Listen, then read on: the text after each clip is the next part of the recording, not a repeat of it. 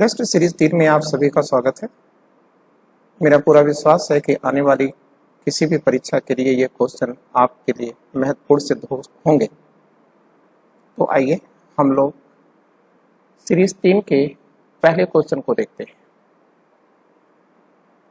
पहले क्वेश्चन में कह रहा है कि निम्नलिखित में कौन सा युग्म सही सुमेलित नहीं है। तो इसमें देखिए पहला दे रहा है कि जमनालाल बजाज और इनके सामने लिखा है वर्धा का सत्याग्रह, तो ये तो सही है। दादा भाई नौरोजी, इनके सामने लिखा हुआ है मुंबई एसोसिएशन, या इसको आप बॉम्बे एसोसिएशन भी कह सकते हैं, ये भी सही है। लाला लाजपत राय के ठीक सामने आप देख रहे हैं कि लाहौर का राष्ट्रीय विद्यालय है, ये भी सही है। अब देखिए बाल गंगाधर तिलक लिखा हुआ है, इसके आगे सत्य शोधक समाज लिखा हुआ है, यह गलत है। ठीक है ना, यह गलत है। तो आपका आंसर तो हो गया ना कि कौन सही सुमेलित नहीं है। तो आप ये देख रहे हैं डी सही सुमेलित नहीं है। लेकिन इतने से बात हमारी नहीं होने वाली है। अब हम थोड़ी इसकी व्याख्या कर देते हैं। देखिए जो दादा भाई नौरोजी की जो संस्था है, ये जैसा कि आप देख रहे हैं बॉम्बे एसोसिएशन भी आप इसको लिख सकते हैं। ठीक है,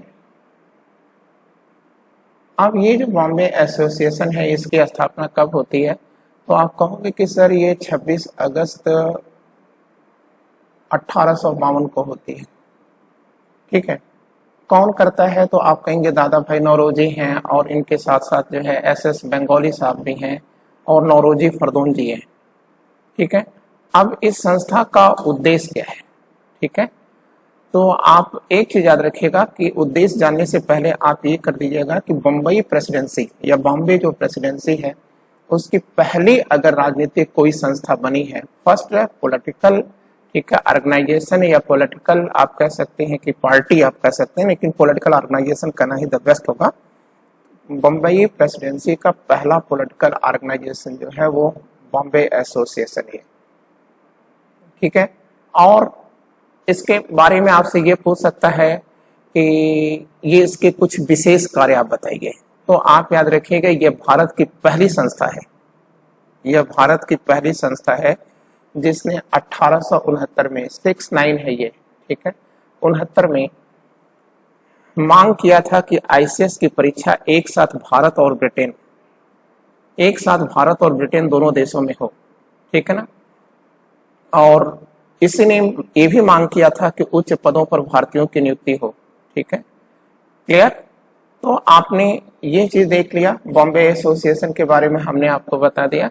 ठीक है, और अगर आपसे पूछा जाता है कि इस संस्था का रियल में उद्देश्य क्या है, तो आप कहेंगे कि सर जनता की शिकायतों को ब्रिटिश सरकार तक पहुंचा करके उसे जनहित में लाना या जनहित में सुधार करवाना। ठीक है, आपने ये देख लिया। अब देखिए एक पोर्शन आता है आपके सामने और सत्य शोधक समाज। तो सत्य शोधक समाज की अगर हम लोग बात करें तो इसके बारे में भी जान लें कि जो सत्य शोधक समाज है, इसमें सत्य शोधक समाज में क्या अर्थ होता है। ठीक है, सत्य शोधक का क्या अर्थ होता है? तो आप कहेंगे सत्य के साथ शोध करना। सत्य शोधक का मतलब है सत्य के साथ शोध करना। ठीक है, और इसका फाउंडर कौन है, संस्थापक कौन है? तो आप बोलोगे कि सर इसके जो फाउंडर हैं वो सर ज्योतिबा फुले सर है, ज्योतिबा फुले सर है। ठीक है, अब अगर हम थोड़ी और बातें आपसे कर लें तो ये कह देंगे कि इसकी जो स्थापना का वर्ष है वो कब है। तो आप याद रखिएगा कि 24 सितंबर 1873 ईस्वी को इसकी स्थापना की गई थी। ठीक है, अगर स्थान पूछ लेता है कि किस स्थान पर इसकी स्थापना हुई थी, तो आप कहेंगे पूना, या जिसे हम लोग पुणे भी कहते हैं, वहां पर ज्योतिबा फुले सर ने इसकी स्थापना किया था।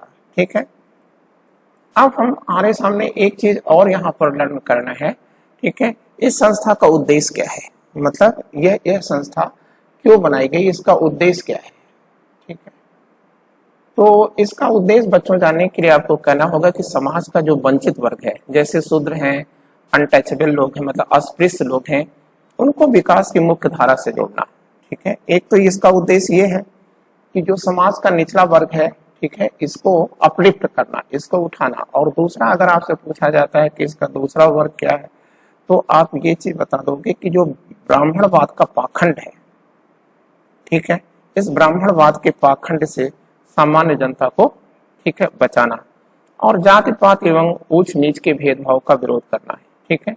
और अगर आपसे पूछा जाता है कि इस संस्था की कोई किताब है, तो आप कह देंगे यस सर किताब है, और उस किताब का नाम क्या है, आप कह दोगे कि सर गुलामगिरी है। उस किताब का नाम क्या है, गुलामगिरी है, ठीक है ना। और सार्वजनिक सत्य धर्म भी इसकी किताब है,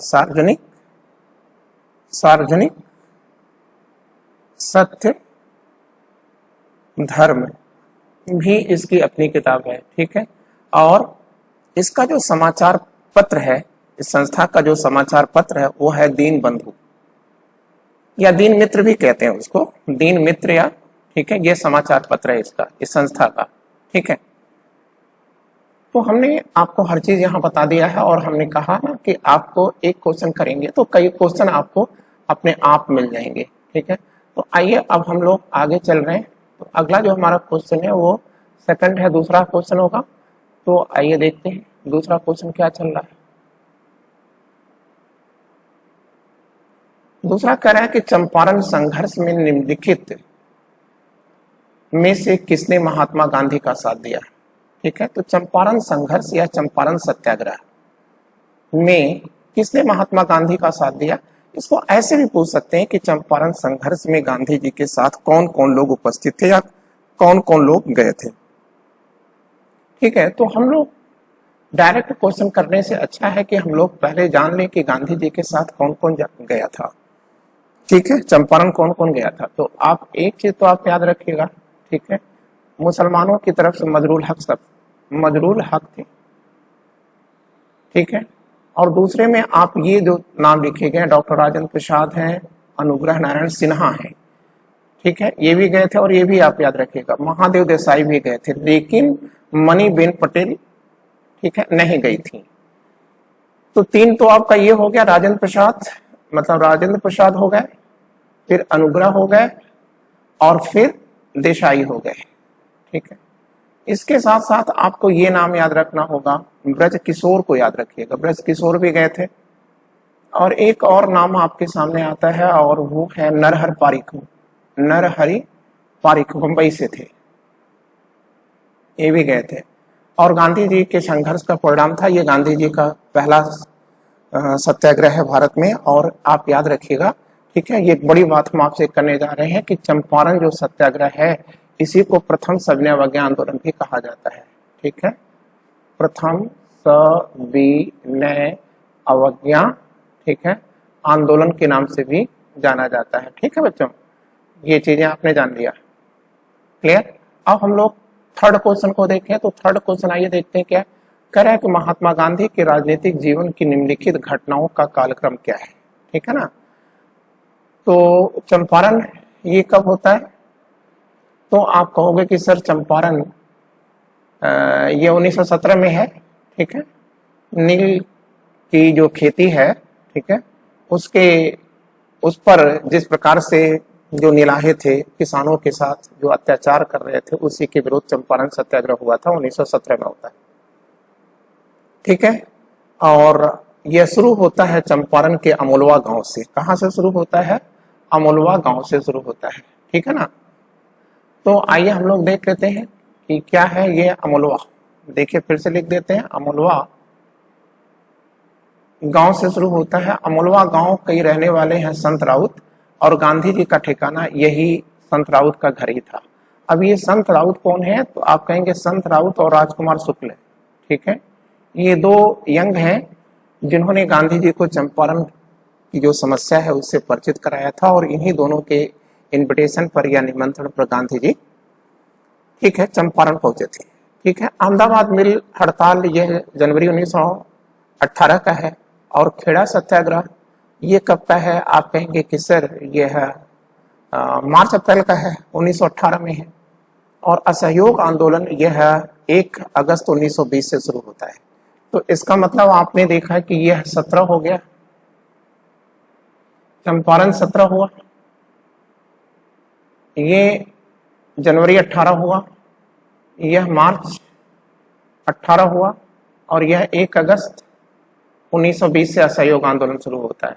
तो 17, 18, 18, 19, तो इसका मतलब ये क्रमशः दिए गए हैं 1, 2, 3, 4। अब हम देख लेते हैं कि हमारा विकल्प कहाँ है। तो हमारा विकल्प है 1, 2, 3, 4, ये बी विकल्प हमारा सही है, ठीक है, ये वाला। अब हम लोग थर्ड देखते हैं, थर्ड के बाद फोर्थ क्वेश्चन देखते हैं। वर्ष 1940 में मुस्लिम लीग के अधिवेशन में पाकिस्तान के सृजन का प्रस्ताव किसने रखा था? तो इसमें मैं कुछ चीजें लिख रहा हूं, आप उसे ध्यान दीजिएगा, ठीक है। पहले तो हम लोग इसका आंसर कर लेते हैं, ठीक है, ये है इसका आंसर, ठीक है। अब हम लोग इसकी व्याख्या कर लेते हैं। तो अगर हम इसकी व्याख्या करें तो पहली चीज तो अब मांग, पाकिस्तान की मांग किसने किया वो तो ठीक है, और आप ये भी जान लें कि जो पाकिस्तान शब्द है, ठीक है, पाकिस्तान जो शब्द है इसे रचा है चौधरी रहमत अली ने, चौधरी रहमत अली ने, ठीक है। और इनकी जो मैगजीन है नाउ एंड नेवर है, नाउ एंड नेवर, ठीक है, ये इनकी मैगजीन है। इसी मैगजीन में इन्होंने पाकिस्तान शब्द को रचा था और इसमें पी का अर्थ पाकिस्तान बताया था, के का मतलब कश्मीर बताया था और IS का मतलब इंडस या सिंध बताया था और बलूचिस्तान, ठीक है। इतने क्षेत्रों को मिलाकर के पाकिस्तान बनाने का एक सपना देखा था चौधरी रहमत अली ने, ठीक है, 1933 में, और कैम्ब्रिज यूनिवर्सिटी के प्रांगण में देखा था। वैसे पाक का मतलब होता है पवित्र, स्थान तो आप जानते ही हैं, ठीक है, पवित्र लोगों का स्थान। अब देखिए जो मोहम्मद इकबाल हैं, इन्होंने, मोहम्मद इकबाल ने 2 नेशन थ्योरी का सिद्धांत दिया था इलाहाबाद से 1930 में, 2 नेशन थ्योरी, ठीक है, ये इन्होंने इलाहाबाद से दिया था, लेकिन उसमें पाकिस्तान या देश के डिवीजन की बात नहीं की गई थी, ठीक है। वो ये कॉन्फेडरेशन बनाना चाहते थे, एक परिसंघ का निर्माण करना चाहते थे, न कि भारत का विभाजन करना चाहते थे, ठीक है। 2 नेशन थ्योरी में ये चीज उनका कॉन्सेप्ट था। तो आपने इकबाल सर के बारे में आप ये भी जानते हैं ना कि चौधरी इकबाल सर जो है का ही प्रसिद्ध गीत है, ठीक है, सारे जहां से अच्छा हिंदुस्तान हमारा, हम बुलबुलें हैं इसके ये गुलसिता हमारा। अब थोड़ी बात हम और कर देते हैं। तो मांग किया था किसने? मोहम्मद अली जिन्ना ने, और पाकिस्तान का जो ड्राफ्ट बनाया था, जो प्रारूप बनाया था सिकंदर हयात खान ने, और इसे मंच पर रखा था, ठीक है, या टेबल पर रखा था, ठीक है, फजलुल हक ने, ठीक है, और इसे समर्थन दिया था फजलुल हक के, मतलब जो उन्होंने रखा, ठीक है, उसको समर्थन दिया था खलीक उजमा ने, ठीक है। तो इस प्रकार से हमने यह चीज आपको बता दिया। और यह जो बैठक हुई थी है ये 23 मार्च को हुई थी, ठीक है, और 23 मार्च ही पाकिस्तान दिवस है, ठीक है। लेकिन पाकिस्तान दिवस क्यों मनाया जाता है? तो आप कहेंगे कि सर चौधरी रहमत अली ने 23 मार्च 1933 को, ठीक है, पाकिस्तान की मांग किया था और तभी से ये पाकिस्तान दिवस मनाया जाता है, ठीक है ना, क्लियर। और ये जो मुस्लिम लीग का अधिवेशन हुआ था जिसमें ये पाकिस्तान का प्रस्ताव निर्मित किया गया था, ठीक है, वो भी 23 मार्च को ही हुआ था। अब हम लोग अगली बात करें तो 5वां क्वेश्चन है, एक साप्ताहिक के रूप में यंग इंडिया प्रारंभ किया था। तो देखिए यंग इंडिया तो लाला लाजपत राय की भी है, अनहैप्पी इंडिया भी है, और महात्मा गांधी का भी यंग इंडिया है, ठीक है। लेकिन यहाँ पर ये कुछ विकल्प ही नहीं दे रहा है, यहाँ तो पार्टी पूछ रहा है कि किस पार्टी ने शुरू किया है। तो आप याद रखिएगा कि गांधी जी के 2 अच्छे अनुयायी थे, आप कह सकते हैं कि उनके शिष्य थे, ठीक है। एक थे बैंकर और दूसरे थे उमर सुभानी, ठीक है। इन्हीं के सहयोग से गांधी जी ने यंग इंडिया का प्रकाशन किया था। और उमर सुभानी और बैंकर, SS बैंकर, ये दोनों होम रूल पार्टी से जुड़े हुए थे। तो जब होम रूल पार्टी ने किया गया था कि न्यू आर्क से यंग इंडिया का पब्लिकेशन किया था, तो इसलिए यह किसका अखबार होगा? तो आप कहोगे कि सर ये जो अखबार है यह होम रूल पार्टी का है ना, मतलब ये वाला आपका आंसर सही हुआ, ठीक है। अब हम लोग अगला पोर्शन देखते हैं। तो अगला पोर्शन हमारा है 6 क्वेश्चन। तो 6 क्वेश्चन में कह रहा है कि भारतीय राष्ट्रीय कांग्रेस के 1905 के बनारस अधिवेशन की अध्यक्षता किसने किया था? ये चीज पूछ रहा है। तो आप याद रखना, ये देखो सुरेंद्र नाथ बनर्जी लिखा हुआ है, तो सुरेंद्र नाथ बनर्जी ने कब किया था, तो आप यहाँ हम लिख देते हैं सुरेंद्र नाथ बनर्जी ने 1895 में, ठीक है, हम देख लेते हैं इसको। सुरेंद्र नाथ बनर्जी ने, ठीक है, 1895 में, ठीक है, पूना में क्या किया है, पुनः कांग्रेस के अधिवेशन की अध्यक्षता किया था। और फिरोज शाह मेहता ने कब किया था, तो फिरोज शाह मेहता ने 1890 में बंबई कांग्रेस अधिवेशन की अध्यक्षता किया था। और गोपाल कृष्ण गोखले ने जो है 1905 में, ठीक है, जो अधिवेशन हुआ था उसका नेतृत्व किया था। और इसी समय 1905 में ही सत्याग्रह को अपनाने का प्रस्ताव रखा गया था। और ये भी कहा गया था कि सर आप एक काम ये कर सकते हो कि जो बंगाल का डिवीजन है आप इसे क्षेत्रीय न बना करके आप इसे राष्ट्रीय स्तर पर ले आओ, ठीक है।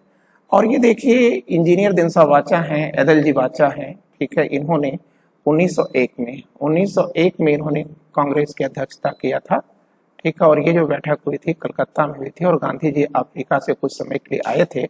और इसके बाद गांधी जी ने फिरोज शाह मेहता के सहयोग से जो है के नेतृत्व में ही वो इस बैठक में जरूर आए थे। और इसी बैठक में जो है औद्योगिक प्रदर्शनी का भी आयोजन किया गया था, मतलब दिनसा वाचा वाले में 1901 में कलकत्ता वाले में। और अब हम लोग चलते हैं सेवेंथ में। सेवेंथ करा कि अखिल भारतीय कांग्रेस की प्रथम महिला अध्यक्ष कौन थी। ये देखिए आपसे क्वेश्चन पूछ रहा है और आप इसे बड़े इजीली निशान लगा देते हैं, ठीक है। तो इसमें देखिए हम आपको बता दें कि नलिनी सेन गुप्ता 1933 में आई है। 1933 नलिनी सेन गुप्ता का ये जो मैटर है ये आप लाएं और 1933 ले आइए, ठीक है, नलिनी सेन गुप्ता, ठीक है। तो नलिनी सेन गुप्ता देखिए 1933 में, और ये कलकत्ता अधिवेशन की अध्यक्षता करती हैं। लेकिन आपको एक चीज यहाँ और भी छिपा हुआ प्रश्न आता है कि इस सेशन के लिए या अधिवेशन के लिए अध्यक्ष चुना गया था मदन मोहन मालवीय को, ठीक है, मदन मोहन मालवीय को चुना गया था। लेकिन उनकी अनुपस्थिति के कारण जो है नलिनी सेन गुप्ता ने, ठीक है, अध्यक्षता किया था। अब एक चीज आपको यहाँ याद रखना होगा कि नलिनी सेन जो गुप्ता है ये पहली अंग्रेज महिला है, फर्स्ट इंग्लिश लेडी जिसने कांग्रेस का नेतृत्व किया है, ठीक है, लेडी हमने बात किया, ठीक है। तो ये फर्स्ट इंग्लिश लेडी है जिन्होंने कांग्रेस का नेतृत्व किया था। अब देखिए जो सरोजनी नायडू हैं, इन्होंने 1950 में जो कानपुर बैठक हुई थी, ठीक है, उसी बैठक का नेतृत्व किया था। और ये पहली भारतीय महिला हैं जिन्होंने कांग्रेस का नेतृत्व किया था। लेकिन आपको एक विशेष बात याद रखना होगा कि हिंदी को राष्ट्रभाषा बनाने की पहली मांग यही की गई थी, ठीक है, मैडम ने ही किया था, ठीक है। एनी बेसेंट ये देखिए आयरिश लेडी है, आयरलैंड की लेडी है, क्लियर। तो अब ये आयरिश लेडी हैं और इन्होंने 1917 में, ठीक है, कलकत्ता कांग्रेस अधिवेशन की अध्यक्षता किया था। और कांग्रेस की दशा और दिशा यहीं से परिवर्तित हो गई थी और कांग्रेस पहली बार जो है आम आदमी की बात करने लगी थी, अछूतों, ठीक है, गरीबों और लाचारों के हितों की बात कांग्रेस ने, ठीक है, पहली बार 1917 में, ठीक है, शुरू किया था। और इसका नेतृत्व किया था एनी बेसेंट ने। ये देखिए कादम्बिनी बोस हैं, ये तो कभी अध्यक्ष नहीं रही कादम्बिनी बोस, लेकिन एक चीज आपको याद रखना होगा कि कादम्बिनी बोस का भी एक बहुत बड़ा महत्व है, ठीक है, इनका बहुत बड़ा महत्व है। क्यों महत्व है? क्योंकि ये फर्स्ट इंडियन लेडी हैं जो ग्रेजुएट्स हुई थी और इन्होंने ही, ठीक है, ये लेडीज के रूप में पहली बार कांग्रेस की सदस्यता को अगर किसी ने स्वीकारा था तो वह कादम्बिनी गांगुली थी, बाद में ये बोस हो गई थी। अब हम लोग 8 क्वेश्चन देखते हैं। 8 क्वेश्चन में दे रहा है कि 2 लिस्ट दी गई हैं, ठीक है, और एक लिस्ट में लिखा है समाचार पत्र और दूसरे लिस्ट में लिखा हुआ संपादक। तो देखिए जो समाचार पत्र है उसमें द हिंदू लिखा है। तो द हिंदू का अगर पूछा जाए कि इसका फाउंडर कौन है, ठीक है, तो आप याद रखेंगे द हिंदू सुब्रमण्यम अय्यर की है, ठीक है। वर्तमान में यन रवि इसका एडिटिंग कर रहे हैं, लेकिन द हिंदू जो है ये सुब्रमण्यम अय्यर का है। और इसके बाद आता है सुधारक। सुधारक ये जो मैगजीन है ये जीके गोखले की है, गोपाल कृष्ण गोखले की है। और वॉइस ऑफ इंडिया की अगर आप बात करें तो ये वॉइस ऑफ इंडिया ये दादा भाई नौरोजी की है। और ये बंगाली जो समाचार पत्र है, ठीक है, ये सुरेंद्र नाथ बनर्जी का है, ठीक है। तो अब ऐसी स्थितियों में मिलान आपके लिए आसान हो गया, ठीक है। द हिंदू मतलब ए का 3 होगा, ए का 3 एक ही है, तो इसका मतलब ये सही है। हमने शेष मिलाया नहीं, आप इसे मिला लीजिएगा। अब इसके बाद अगर हम लोग चर्चा करें तो 9th की करेंगे। कह रहा है कि भूख हड़ताल से जेल में किस स्वतंत्रता सेनानी की मृत्यु हुई थी, तो आप बोल देना कि सर वो जतिन दास की मौत हुई थी, सर जतिन दास की, ठीक है। और लगभग 63 दिन की भूख हड़ताल के बाद इनकी डेथ हुई थी। और ये इन्होंने भूख हड़ताल क्यों किया था लाहौर जेल में, तो आप ये याद रखिएगा कि इन्होंने कहा था कि we are the political prisoner, हम लोग जो है राजनीतिक कैदी हैं, लेकिन हमारे साथ जो है, ठीक है, असामाजिक तत्वों जैसा व्यवहार क्यों किया जा रहा है, ठीक है। और ये भूख हड़ताल करते करते मर गए थे, ठीक है। अब हम लोग हमारे सामने अगला है 10th क्वेश्चन। 10th कह रहा है कि निम्नलिखित में से किसने कम्युनल अवार्ड या सांप्रदायिक पंचायत का सिद्धांत दिया था, ठीक है। तो ये बहुत ही अच्छा है, ये सब प्राइम मिनिस्टर हैं, ठीक है। मैकडोनाल्ड हैं, prime minister MacDonald, Ramsay MacDonald हैं, ये हैं बॉल्डविन सर हैं, स्टालिन बॉल्डविन हैं, ठीक है। ये मैकडोनाल्ड से पहले प्राइम मिनिस्टर रहे हैं, ठीक है। और ये प्राइम मिनिस्टर चैम्बरलेन हैं, फिर ये Winston Churchill second world war में ब्रिटेन के ये प्रधानमंत्री रहे हैं, ठीक है। तो और हम जानते हैं कि जो कम्युनल अवार्ड आता है वो 1932 में आता है, और 1932 में, ठीक है, कौन है, तो आप कहेंगे कि सर रैमजे मैकडोनाल्ड सर हैं, और इन्हीं के दिमाग की उत्पत्ति है कम्युनल अवार्ड, ठीक है। अब हमारे सामने 11th क्वेश्चन आ रहा है। 11th क्वेश्चन में है कि निम्नलिखित में से कौन स्वराज पार्टी के गठन से संबंधित थे। तो देखिए, जो स्वराज पार्टी के बारे में पहले तो आप ये जानो कि ये स्वराज पार्टी क्या है। देखो, जब गांधी जी ने असहयोग आंदोलन को वापस ले लिया था, तो उससे कांग्रेस में 2 गुट बन गया था, ठीक है। एक परिवर्तनवादी और दूसरा अपरिवर्तनवादी। तो जो परिवर्तनवादी लोग हैं उसका नेता है एक तो सी आर दास और दूसरे हैं मोतीलाल नेहरू, और इन्हीं दोनों ने मिलकर के इलाहाबाद के स्वराज भवन में स्वराज पार्टी की स्थापना किया था। तो अब इसका आंसर क्या हो जाएगा, 2 और 4। तो ये आपका आंसर आ गया। अब हम लोग 12th क्वेश्चन को देखते हैं। क्या 12th क्वेश्चन है, कह रहा है कि जो प्रिंसली स्टेट हैं या रजवाड़ों के भारत में विलय के बाद किन 3 राज्यों ने भारत में शामिल होना विलंबित किया, मतलब देर से शामिल हुए थे। तो देखो, एक तो जूनागढ़ है, ठीक है, मैसूर तो पहले शामिल हो चुका था, जूनागढ़ है, हैदराबाद, जम्मू और कश्मीर। तो इसका आंसर पहले हम लोग ये कर देते हैं, ये है बी आंसर, जूनागढ़, हैदराबाद, जम्मू और कश्मीर, ठीक है। ये हमारा आंसर है, ये वाला। थोड़ी चर्चा भी इस पर जरूरी है। देखिए, जो जूनागढ़ है ये गुजरात में है, ठीक है। और ये जो है यहाँ का जो नवाब है, ठीक है, इसने क्या किया था कि जूनागढ़ का विलय जो है किस में कर दिया था, पाकिस्तान में कर दिया था, ठीक है। लेकिन यहाँ की जो पॉपुलेशन है वो 90% जो पॉपुलेशन है, मतलब आप कह सकते हैं कि मोर देन 80% जो पॉपुलेशन है ये हिंदू थी, और ये जो है भारत में विलय करना चाहती थी, ठीक है। तो बाद में यहाँ पर, ठीक है, फरवरी 1948 में यहाँ पर एक रेफरेंडम हुआ था, जनमत संग्रह हुआ था, और जनमत संग्रह के द्वारा जूनागढ़ का विलय किया गया था। जहाँ तक हैदराबाद की बात है, हैदराबाद में उस्मान अली हैं, और उस्मान अली साहब जो है वो इन्होंने भी अपनी इच्छा पाकिस्तान में मिलने की व्यक्त की थी, और यहाँ पर इन्होंने कासिम रिजवी के नेतृत्व में एक बड़ा दंगा भी कराया गया था। लेकिन बाद में सरदार पटेल ने यहाँ पर ऑपरेशन पोलो या कैटाकुलर को लागू करके या चला करके सैन्य कार्रवाई करके हैदराबाद का विलय किया था। और जम्मू कश्मीर जो है, जम्मू कश्मीर में जो है ने इनका विलय जो है 26 अक्टूबर 1947 को किया गया था, ठीक है ना। और फोर्स के साथ या सेना के द्वारा किया गया था, लेकिन इसमें एक शर्त जोड़ी गई थी, ठीक है। हरि सिंह और मेहर महाजन तथा बीपी मेनन, 3 लोगों ने इस पर हस्ताक्षर किए थे। कौन कौन लोग हैं, देखिए, कश्मीर के जो राजा थे वो थे हरि सिंह, और इनके जो प्रधानमंत्री थे वो थे मेहर महाजन, ठीक है। और भारत सरकार की तरफ से नेतृत्व कर रहे थे बीपी मेनन। तो अब इन तीनों लोगों ने एक शर्त के साथ पाकिस्तान का भारत में विलय किया था, और उसी शर्त को पूरा करने के लिए संविधान में 370 और 35A की धाराओं का प्रयोग किया गया था, जिसमें कहा गया था कि कश्मीर का अपना खुद का संविधान होगा, उसका अपना प्रधानमंत्री होगा, ठीक है।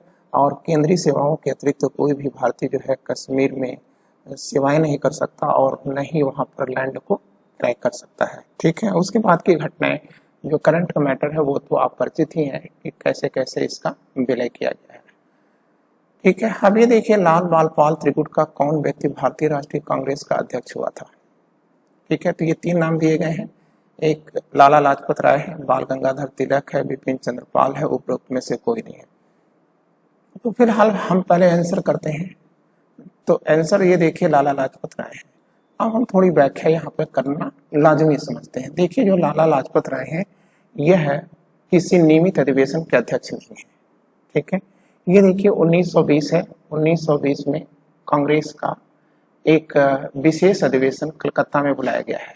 ठीक है, कलकत्ता में बुलाया गया था। अब इसका उद्देश्य ये था, कलकत्ता जो अधिवेशन विशेष अधिवेशन बुलाया गया था, इसका उद्देश्य ये था कि भाई क्या खिलाफत को असहयोग आंदोलन से जोड़ दिया जाए या ना जोड़ा जाए। तो जाहिर सी बात है कि इसमें बिपिन चंद्र पाल है, एनी बेसेंट है, मोहम्मद अली जिन्ना जैसे लोग हैं, वो बहुत सशक्त विरोध कर रहे थे और इसी विरोध के कारण जो है यह यहाँ पर यह विशेष अधिवेशन असफल हो चुका था। यहाँ तक कि बिपिन चंद्र पाल ने, एनी बेसेंट ने और मोहम्मद अली जिन्ना ने तो कांग्रेस की सदस्यता से भी इस्तीफा दे दिया था। ठीक है, और जिन्ना ने इसी समय गांधी जी को एक सुझाव भी दिया था कि गांधी जी आप खिलाफत के प्रश्न में मत उलझिए। ठीक है, क्योंकि ये धार्मिक मैटर है और धार्मिक मैटर को, ठीक है, वो आपको सियासत में नहीं लाना चाहिए, अन्यथा ये देश के लिए घातक होगा। जहां तक बाल गंगाधर तिलक की बातें हैं तो देखिए इसमें से पहली चीज तो आप याद रखिएगा कि ये दोनों ही, ठीक है, कभी भी कांग्रेस के अध्यक्ष नहीं रहे, न बिपिन चंद्र पाल है और न तिलक है। लेकिन हमको एक चीज यहाँ पर लर्न कर लेना है, वो ये याद रखना है कि देखिए तिलक की जहां तक बात है तो 1918, ठीक है, दिल्ली में कांग्रेस के अधिवेशन के लिए, ठीक है, तिलक को ही चुना गया था अध्यक्ष के लिए। लेकिन तिलक चले गए लंदन। ठीक है, वैलेंटाइन्स रोल पर मुकदमा करने के लिए लंदन चले गए थे। ठीक है, क्योंकि वैलेंटाइन्स रोल ने एक किताब लिखी थी अनरेस्ट इंडिया या अशांत भारत या धधकता भारत, और उसमें उन्होंने कहा था कि जो हिंदुस्तान की अशांति है उसके 3 पैगंबर हैं और उसमें से एक पैगंबर जो है तिलक को बताया गया था। तो जाहिर सी बात है कि तिलक घोषित अध्यक्ष तो थे लेकिन उन्होंने अध्यक्षता नहीं किया, तो उनके स्थान पर दिल्ली अधिवेशन की अध्यक्षता किसने किया था? मदन मोहन मालवीय ने किया था। अब हम लोग 14 क्वेश्चन देखते हैं। 14 क्वेश्चन में कह रहा है कि 2 सूचियां दी गई हैं, इनको मिलान करना है। तो देखिए अगस्त घोषणा दिया गया है। ठीक है, तो ये अगस्त घोषणा मतलब डिक्लेरेशन, अगस्त डिक्लेरेशन है। तो जो अगस्त डिक्लेरेशन है ये मॉन्टेग्यू ने 1919 में दिया था। ठीक है, और इसी के तहत भारत में डायरकी सिस्टम को लागू किया गया था। डायरकी सिस्टम मतलब द्वैत प्रणाली, डायरकी। ठीक है, द्वैत प्रणाली को लागू किया गया था ना। तो ये जो डायरकी सिस्टम है, ठीक है, डायरकी जो सिस्टम है इसका मतलब है एक राज्य में 2 राजा, ठीक है, का कॉन्सेप्ट दिया गया था। मतलब प्रांतों में डायरकी सिस्टम की घोषणा को ही अगस्त घोषणा कहा जाता है। अब जहां तक अगस्त प्रस्ताव की बात है, ये 8 अगस्त 1940 को, ठीक है, ये जो तत्कालीन वाइसराय हैं लॉर्ड लिनलिथगो, इन्होंने लाया था। ठीक है ना, क्लियर। और इसमें इन्होंने, ठीक है, अल्पसंख्यक विशेषतः मुसलमानों को विशेष रियायतें दी थी। ठीक है, और लेकिन पहली बार इन्होंने स्वीकार लिया था कि भारतीयों के लिए उनका स्वयं द्वारा निर्मित एक संविधान होना चाहिए। ठीक है, अब अगस्त संकल्प तो आप जानती हैं। ठीक है, अगस्त प्रस्ताव पे हमने निशान लगा दिया, ये लिनलिथगो कर दिया। अगस्त संकल्प आप जानती हैं महात्मा गांधी का है, और प्रत्यक्ष कार्रवाई दिवस जो है ये मोहम्मद अली जिन्ना का है। ये 16 अगस्त 1946 को, ठीक है, ये शुरू करते हैं और एक स्लोगन के साथ करते हैं, हंसकर लेंगे पाकिस्तान, लड़कर लेंगे हिंदुस्तान का नारा दिया था और देश में बड़े बड़े दंगे हुए थे। ठीक है, तो अगर आप इसका मिलान करें तो ये मिलान में क्या आ जाएगा, 1 और 2 आप देख लीजिए, 1 और 2 एक ही जगह है, तो इसका मतलब ये है कि हमें शेष पढ़ना ही नहीं है। ठीक है, और अब हम लोग 15 देख लेते हैं। 15 कह रहा है कि मुस्लिम लीग का प्रथम अध्यक्ष कौन था। तो देखिए इसका आंसर तो पहले आ गया, आगा खां थे। और मुस्लिम लीग की पहली जो बैठक हुई थी ये अमृतसर से शुरू होती है 1908 से, और उस बैठक की अध्यक्षता आगा खां ने किया था। लेकिन अगर आपसे पूछ लिया जाता है कि मुस्लिम लीग का संस्थापक अध्यक्ष कौन है, ठीक है, तो फाउंडर प्रेसिडेंट कौन है, तो आप कह दोगे कि सर समीउल्लाह है। ठीक है ना, और आप 16 देखते हैं। सुभाष चंद्र बोस के त्याग पत्र देने के बाद भारतीय राष्ट्रीय कांग्रेस का अध्यक्ष कौन बना था। तो देखिए डॉक्टर राजेंद्र प्रसाद बने थे, क्योंकि यहाँ पर इलेक्शन हुआ था और उस इलेक्शन में, ठीक है, उस इलेक्शन, ये इलेक्शन दो लोगों के बीच हुआ था, डॉक्टर पट्टाभी सीतारामैया और सुभाष चंद्र बोस के बीच हुआ था, ठीक है। और इसमें पट्टाभी सीतारामैया गांधी जी द्वारा समर्थित प्रत्याशी थे, लेकिन पट्टाभी सीतारामैया यहाँ पर बुरी तरह से हार गए थे सुभाष चंद्र बोस के सामने। तो ऐसी स्थितियों में गांधी जी को काफी तकलीफ हुई थी और गांधी जी ने यहाँ पे कुछ कहा था कि कांग्रेस जो है नकली समाजवादियों का गढ़ होता चला जा रहा है, ये सब बातें उन्होंने कहा था। तो ऐसी स्थितियों में सुभाष चंद्र बोस ने इस्तीफा दे दिया था, ठीक है। तो अब उनके स्थान पर किसे बनाया गया था, तो आप कहोगे कि सर डॉक्टर राजेंद्र प्रसाद को जो है इसका चेयरपर्सन बनाया गया था या अध्यक्ष बनाया गया था, ठीक है। अब हमारे सामने 17 है, कह रहा है कि महात्मा गांधी को सर्वप्रथम राष्ट्रपिता किसने कहा था।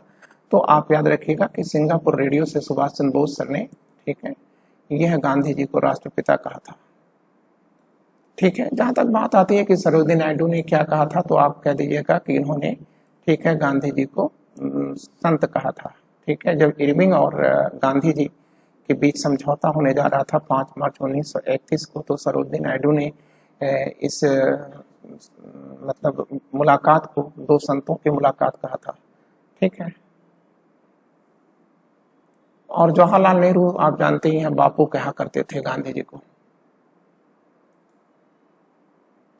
और अगला 18वां है, जब भारतीय राष्ट्रीय कांग्रेस ने भारत छोड़ो प्रस्ताव पारित किया था तो उस समय कांग्रेस का अध्यक्ष कौन था।